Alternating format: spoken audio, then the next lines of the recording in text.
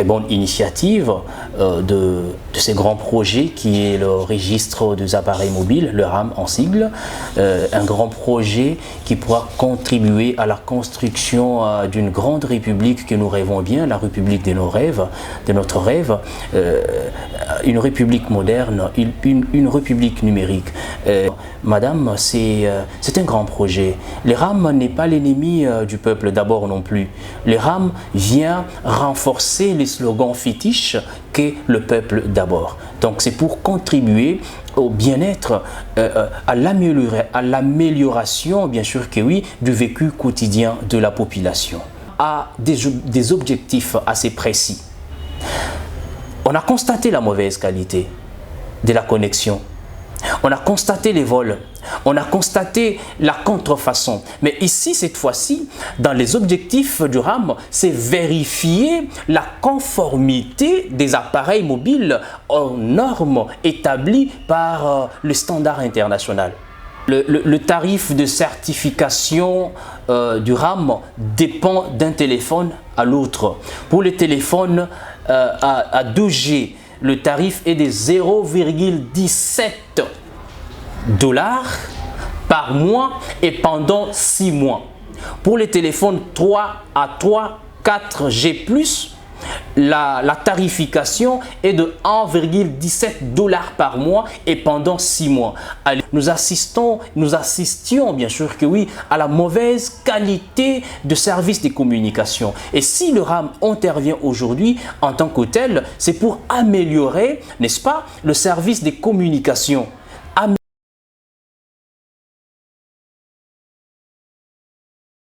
Mesdames, Mesdemoiselles et Messieurs, chers internautes, bonjour ou bonsoir. Cela dépend de l'heure à laquelle vous nous suivez.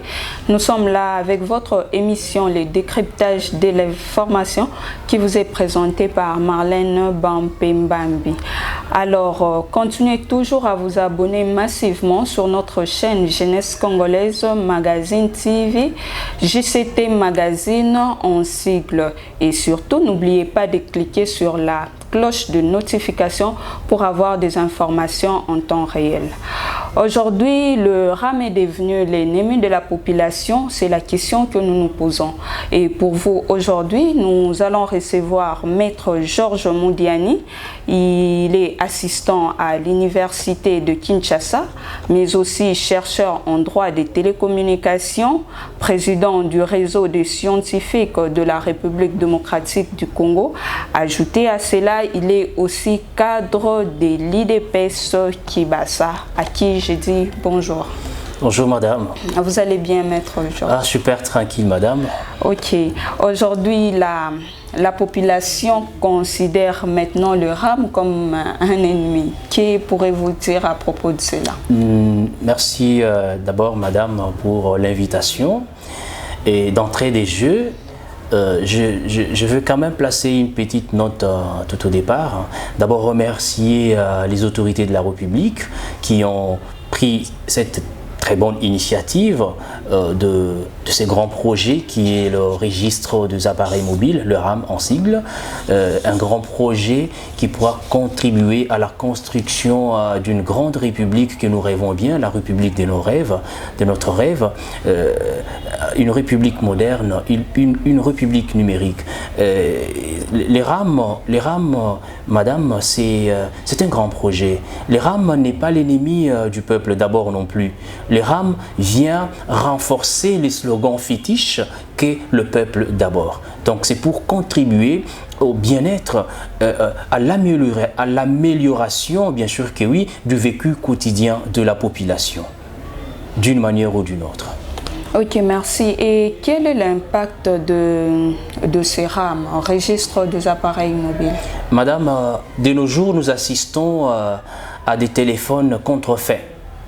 De nos jours, on assiste au vol avec beaucoup d'actes d'agression et de violence de téléphones. Et le RAM, en tant que tel, vient renforcer le système, c'est-à-dire lutter contre les vols systématiques et systématisés de téléphones. Le RAM, en tant que tel, madame, a un impact impact positif non démontrable et considérable, c'est-à-dire ici lutter contre la contrefaçon des téléphones. Aujourd'hui, le RAM intervient pour sécuriser nos données mobiles. C'est très important. Chacun de nous a des images, a des photos, a des données mobiles personnelles qu'il faut sécuriser. Et ce service RAM vient nous aider. Et c'est très important, madame, qu'on le dise aujourd'hui. Au regard de ces constats malheureux, nous assistions bien sûr que oui à la mauvaise qualité de service de communication. Et si le RAM intervient aujourd'hui en tant que tel, c'est pour améliorer, n'est-ce pas, le service de communication, améliorer la qualité de communication. Donc, allez-y comprendre déjà que le RAM n'est pas l'ennemi du peuple d'abord, madame. Merci, Maître Georges Modiaï. Et en 2 mots simples, comment pouvez-vous nous dire ou dire à la population l'objectif de registre des appareils mobiles? Alors, au regard, merci d'abord de la question, au regard de ce que je viens à peine d'évoquer tout à l'heure en termes d'impact positif du registre des appareils mobiles, le RAM a des objectifs assez précis. On a constaté la mauvaise qualité de la connexion. On a constaté les vols. On a constaté la contrefaçon. Mais ici, cette fois-ci, dans les objectifs du RAM, c'est vérifier la conformité des appareils mobiles aux normes établies par le standard international. En tant que tel, le RAM ici, parce qu'il y a des téléphones contrefaits, le téléphone de mauvaise qualité, le RAM intervient ici pour bloquer tout accès au réseau, à ces téléphones-là. Et bien donc, le RAM ici, de manière technique, assure également la maintenance au niveau du système. Et c'est très important que la population comprenne aujourd'hui que le projet RAM n'est pas l'ennemi de la population. C'est un projet qui vient renforcer, je l'ai dit ici dans le prémus, les slogans fétiches, le peuple d'abord. La population doit s'en réjouir et c'est même l'occasion de festoyer, d'applaudir ce grand projet. Aujourd'hui, la population congolaise traite le RAM, excusez-moi du mot, du vol, parce que nous ne savons pas comment est-ce que le RAM est tarifié. C'est-à-dire, certains se plaignent de 2 $, d'autres encore de 3 $. Comment la tarification de RAM est-elle répartie? Comme j'étais en train de le dire ici, madame, le tarif de certification du RAM dépend d'un téléphone à l'autre. Pour les téléphones à 2G, le tarif est de 0,17 $ par mois et pendant 6 mois. Pour les téléphones 3 à 4G+, la tarification est de 1,17 $ par mois et pendant 6 mois. Allez-y comprendre, madame, que, excusez-moi, c'est vrai, on n'a pas tous le même pouvoir d'achat, mais c'est rien comparativement à la petite bouteille de bière que nous prenons au coin. Mais ici, il est question de sauver la République. Ici, il est question de soutenir la République, contribuer au développement numérique de la République. Le numérique, aujourd'hui, c'est la colonne vertébrale pour moi. Le numérique, aujourd'hui, c'est le poumon même du développement de la République démocratique du Congo. Mine de rien, le président de la République en a fait tout un plan. Tout un plan. Eh bien donc, il y a lieu, et c'est l'occasion même de soutenir le RAM. La tarification, c'est vrai, il y a de petites plaintes ça et là, parce que certes, le travail de communication est fait, mais de manière peut-être pas suffisante. Et nous, en tant que leaders, en tant qu'acteurs politiques, nous intervenons cette fois-ci pour éclairer la religion, éclairer la lanterne de la population quant à ce grand projet qu'est le RAM. Et comme vous venez de le dire, apparemment le ministère de Pétentique n'a pas bien fait son travail de communication. Mais ne pensez pas vous que non, il est difficile pour la population de bien vouloir comprendre c'est quoi le registre des appareils mobiles? Madame, le ministère de Pétentique a fait son travail. et de manière assez impeccable, voulais-je dire. Mais je crois qu'il y a certains canaux de communication qui n'ont pas été utilisés. Et dans les jours à venir, certainement, nous aussi à notre niveau, nous verrons les autorités compétentes pour voir comment leur suggérer en termes de propositions de certains canaux de communication pouvant faciliter l'intériorisation, la compréhension de ces grands projets. Ok, en voyant les téléphones qu'il y a en République démocratique du Congo, où va réellement ces revenus de RAM?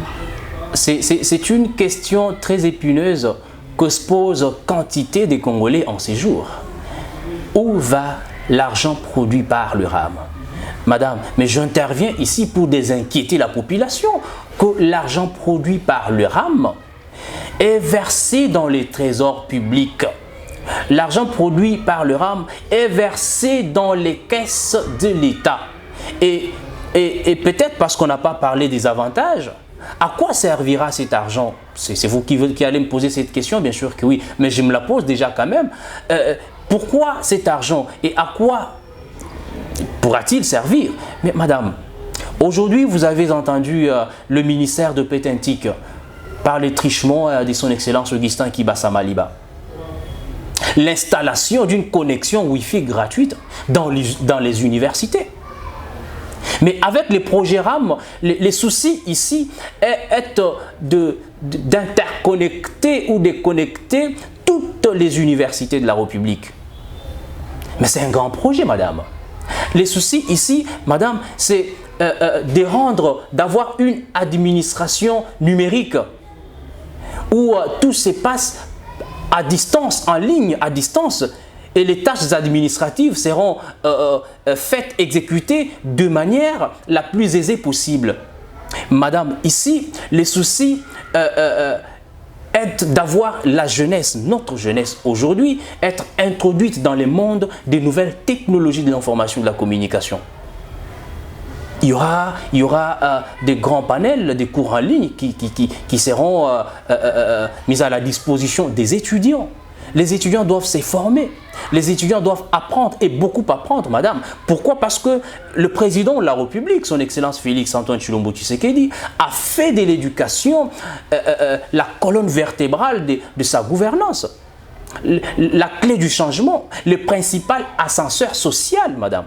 Allez-y comprendre que les projets RAM est d'une importance capitale, d'abord sur les plans éducationnels, sur le plan économique. L'économie nationale également doit être sécurisée, protégée, raffluée également. En quelques lignes, voilà, je crois avoir répondu, si pas de manière satisfaisante, à votre question.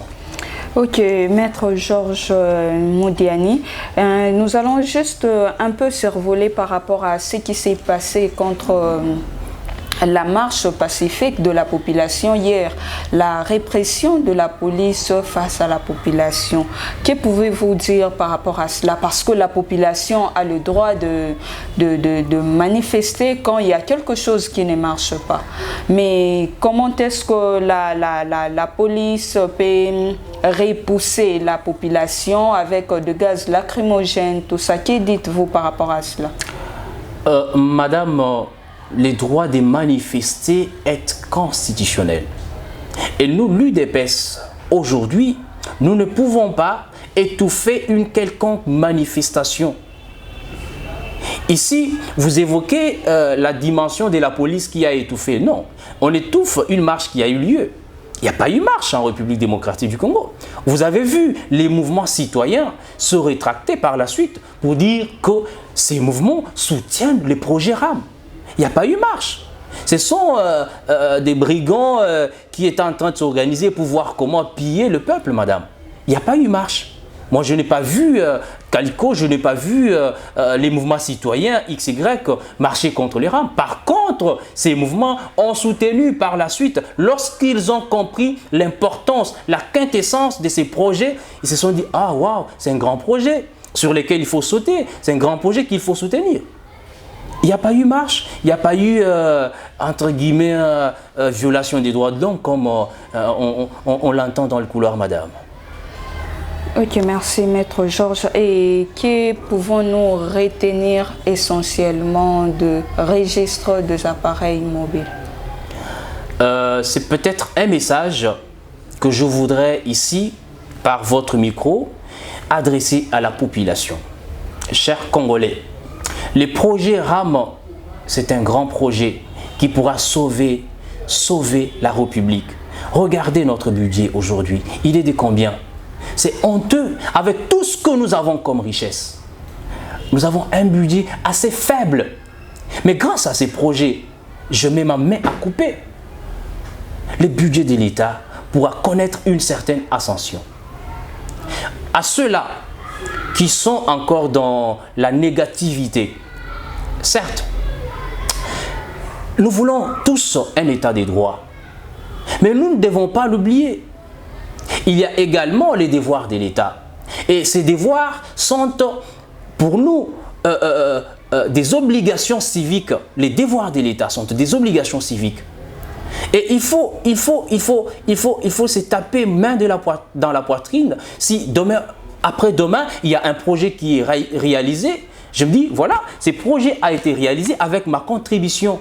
Ce projet a été réalisé avec le paiement que j'ai effectué à travers le RAM. Eh bien donc, c'est important aujourd'hui que chaque Congolais s'exécute, paye la taxe RAM. Que chaque Congolais qui aime la République démocratique du Congo puisse payer la taxe RAM. Merci Maître Georges Modiani d'avoir accepté de répondre à nos questions. Merci Madame, c'est moi qui vous remercie sincèrement de l'invitation et c'est également l'occasion de dire que nous devons faire preuve d'amour de la République, c'est-à-dire aimer le pays avec l'âme de l'État, non plus aimer le pays avec l'état d'âme. Ça ne marche pas et ça ne marchera pas. Nous avons besoin du développement, madame. Nous avons besoin de construire au cœur de l'Afrique une nation unie, puissante, prospère et modèle. Nous devons soutenir les projets initiés par les autorités de la République. Là, je parle comme maître qui venait de dire, j'aime mon pays, je paye la taxe de registre des appareils mobiles, RAM en sigle. Nous vous disons une fois de plus merci, maître. Mesdames et messieurs, chers internautes, nous sommes déjà arrivés à la fin de notre émission. Pour vous, aujourd'hui, nous avons reçu Maître Georges Modiani. Il a parlé aujourd'hui en tant qu'ambassadeur de RAM. Et vous qui êtes toujours dans des doutes, vous allez trouver sur cette vidéo des réponses à vos questions. Alors, nous restez toujours branchés sur notre chaîne JCT Magazine et avec votre émission Les décryptages de l'information qui vous est présentée par Marlène Bampembambi. Et là également, je pense au promoteur de JCT Magazine, Wabino Pierre Moulumba depuis le Canada. Et quant à moi, je vous dis au revoir et à très bientôt. Merci.